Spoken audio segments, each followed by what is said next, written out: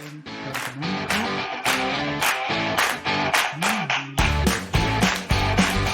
Oh, kita berikan ke Bambang ya, ke Bambang Teor ya. Assalamualaikum warahmatullahi wabarakatuh. Selamat berjumpa kembali di pembelajaran kimia untuk kelas 10 semester 1. Tema yang akan dibahas hari ini adalah tentang hakikat ilmu kimia. Nah, untuk hakikat ilmu kimia bisa dilihat seperti ini, bahwa ilmu kimia itu adalah cabang dari IPA yang mempelajari tentang materi. Adapun yang dibahas di dalam materi tersebut adalah meliputi 4 hal. Yang pertama, struktur dan komposisi materi. Yang kedua, sifat-sifat materi. Ketiga, perubahan materi. Dan yang keempat adalah energi yang menyertai perubahan materi. Keempat hal ini akan dipelajari selama di SMA. Ya, selanjutnya, setelah paham tentang hakikat ilmu kimia, kita lanjutkan ke cabang-cabang ilmu kimia yang harus dikenal. Di sini cabang-cabang ilmu kimia yang harus dikenal diantaranya adalah ada 12 ya, cabang ilmu kimia. Dari mulai kimia organik, kimia anorganik, kimia analitik, biokimia, kimia fisika, geokimia, kimia industri, kimia lingkungan, kimia nuklir, kimia pangan, teknik kimia, dan radiokimia. Adapun untuk bahasan-bahasan dari masing-masing cabang ilmu kimia tersebut seperti yang tertera dalam tabel berikut.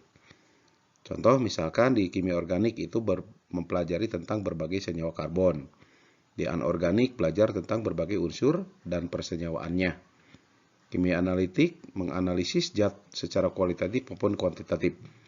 Dan seterusnya sampai kita melihat di radiokimia. Belajar tentang pengaruh radiasi dari zat kimia untuk kehidupan. Ini adalah cabang ilmu kimia yang harus kita ketahui. Hal lain yang harus juga kita pahami dalam ilmu kimia adalah mengenai metode ilmiah. Nah, tentang metode ilmiah ini adalah merupakan urutan ya bagaimana seseorang ilmuwan itu bisa memecahkan suatu permasalahan atau suatu misteri lah katakan. Tetapi menggunakan langkah-langkah yang sudah ditentukan gitu ya. Adapun langkah-langkah metode ilmiah tersebut adalah yang pertama harus melakukan perumusan masalah. Di mana perumusan masalah ini yang dimaksudkan adalah hal-hal yang masih dipertanyakan kebenarannya dan membutuhkan suatu jawaban. Itu adalah masalah. Kemudian setelah masalah ditentukan, langkah berikutnya lakukan observasi. Di mana observasi ini adalah suatu kegiatan pengamatan untuk mencari atau menemukan berupa fakta atau informasi yang nantinya menjadi sebuah data. Jika observasi selesai, maka lakukanlah dengan melontarkan suatu dugaan atau jawaban sementara yang dikenal dengan hipotesa. Nah, kemudian kalau hipotesa itu mau diuji kebenarannya, maka langkah keempat harus melakukan eksperimen. Di mana eksperimen itu adalah untuk membuktikan kebenaran dari hipotesa yang kita buat. Setelah eksperimen selesai, maka lakukan kesimpulan. Dan kesimpulan ini adalah sebagai pembuktian apakah hipotesa ini terbukti ataukah tidak. Nah, kalau sudah kesimpulan selesai, akhirnya kita menyampaikan suatu pernyataan teoritis yang pernyataan ilmiah yang kita kenal dengan teori. Di mana pernyataan yang menerangkan atau menjelaskan fakta serta hubungan antara fakta-fakta sebagai hasil dari kesimpulan yang dibuat berdasarkan eksperimen. Nah, langkah-langkah ini tidak boleh diacak, harus berurutan seperti ini. Itulah yang disebut metode ilmiah.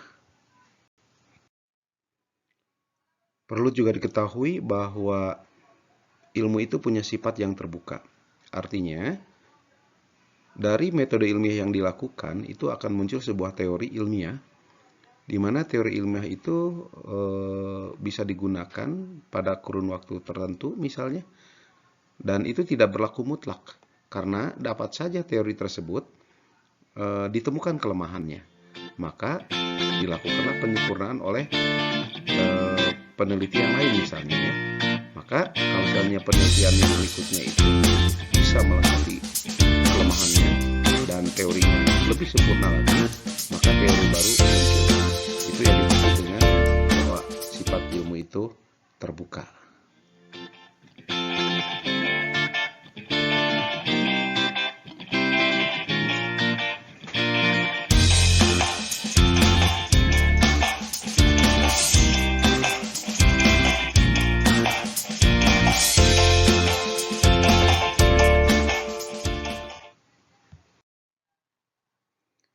Oke, selanjutnya bahwa kita ketahui di dalam ilmu kimia itu fokusnya adalah mempelajari tentang materi.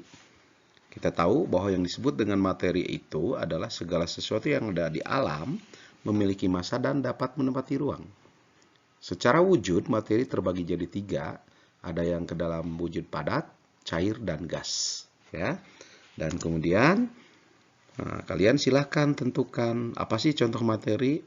Itu dijawab sendiri ya. Kemudian ada nggak di bumi kita itu yang tidak tergolong sebagai materi? Itu silahkan dicari ya. Dan setelah kita mempelajari hal ini, kita juga akan harus mengetahui bahwa materi itu bisa mengalami perubahan. Dan perubahan tersebut dikelompokkan ke dalam 2 jenis perubahan materi. Mau tahu apa kedua jenis materi tersebut? Ikuti pembelajaran berikutnya. Siap? Nah, kita perhatikan perubahan materi yang dimaksud adalah yang pertama itu tentang perubahan fisika. Perubahan fisika itu bisa diartikan sebagai perubahan materi yang tidak menghasilkan materi yang baru atau sifatnya yang baru. Boleh juga dengan kata lain, sifat awal zat sama dengan sifat akhir zat. Gitu ya. Perubahan fisika ini dapat dibedakan menjadi 2 macam. Pertama, ada yang dikelompokkan ke dalam jenis perubahannya adalah perubahan wujud, dan yang kedua perubahan bentuk. Kita lihat contohnya. Untuk perubahan wujud, ini sudah tidak asing dari sejak SMP, bahkan SD sudah dikenal. Ada 6 perubahan wujud. Dari mencair, membeku, kemudian mengembun, menguap, menyublim, bahkan mengkristal. Oke, ini sudah paham kalau ini. Kemudian yang berikutnya perubahan bentuk sebagai contoh misalnya seperti ini. Nah, beras menjadi tepung, ya kan? Itu hanya bentuknya berubah, tapi sifatnya tidak berubah karena sebagai beras tetap, ya. Kemudian atau contoh kedua bisa dikenal seperti ini, daun yang mengering. Di situ hanya terjadi perubahan bentuk. Nah, itu adalah terkelompok ke dalam perubahan fisika. Lanjut ke jenis perubahan yang kedua, perubahan materi. Yang kedua adalah perubahan kimia. Kalau perubahan kimia itu perubahan materi yang menghasilkan materi atau zat yang baru, artinya sifatnya pun baru. Maka boleh dikatakan bahwa perubahan fisika itu memiliki sifat awal zat berbeda dengan sifat akhir zat, itu perubahan kimia. Sebagai contoh, misalkan perubahan kimia bisa kita amati dalam kehidupan sehari-hari seperti ini. Petasan meledak, nasi menjadi basi, besi berkarat, bahkan dalam pembuatan terasi.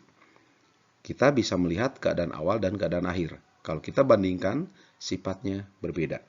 Kalau menemukan hal seperti itu dikelompokkan ke dalam perubahan kimia. Nah, ini yang selanjutnya. Bahwa perubahan kimia itu disebut juga reaksi kimia. Sehingga kita harus mengetahui ciri-cirinya. Apa ciri-ciri dari reaksi kimia atau perubahan kimia tersebut? Kita lihat. Yang pertama, kalau terjadi ini. Oke. Yaitu adanya perubahan warna. Yang kedua, reaksi kimia itu jika terjadi endapan. Yang ketiga, bahwa perubahan kimia terjadi kalau ada gas. Ya, timbulnya gas. Yang keempat, ciri reaksi kimia itu adalah kalau timbul betul bau, ya kan? Dan yang kelima, ciri reaksi kimia itu adalah ditandai dengan adanya perubahan kandungan energi. Jadi ada 5 ciri. Ingat ya, ini 5 ciri yang menandakan terjadinya perubahan kimia atau reaksi kimia. Untuk perubahan fisika maupun perubahan kimia itu terkadang bisa terjadi secara bersamaan. Seperti contoh dalam gambar ini. Lihat. Ada lilin yang terbakar. Kemudian ada daun yang menguning. Nah, ini dua hal ya, dua kejadian yang sering kita temui. Nah, silakan pikirkan oleh kalian. Saat lilin terbakar, fisikanya apa?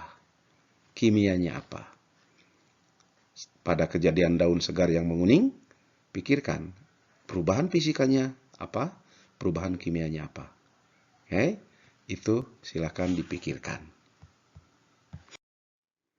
Nah, kemudian untuk yang berikutnya, setiap terjadi perubahan fisika atau perubahan kimia itu selalu terjadi perubahan energi.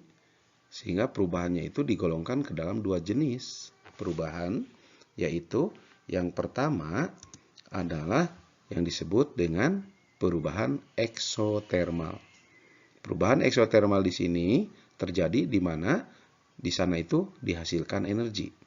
Sebagai contoh, kita perhatikan jika ada petasan yang dibakar hingga meledak. Di situ terjadi menghasilkan energi. Kemudian yang berikutnya adalah kelompok kedua, di mana perubahannya bersifat endotermal. Artinya di situ ada energi yang dibutuhkan atau diperlukan. Contohnya misalkan saat melakukan penguapan air yang dipanaskan. Jelas bahwa di situ air akan menguap karena faktor dari pemanasan. Jadi ada kebutuhan energi.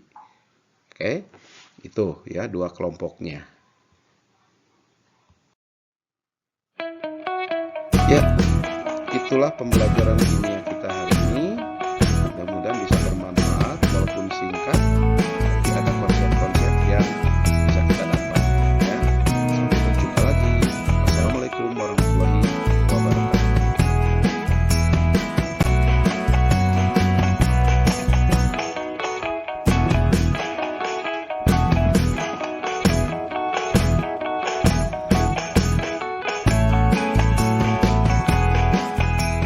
Selamat berjumpa lagi di materi berikutnya.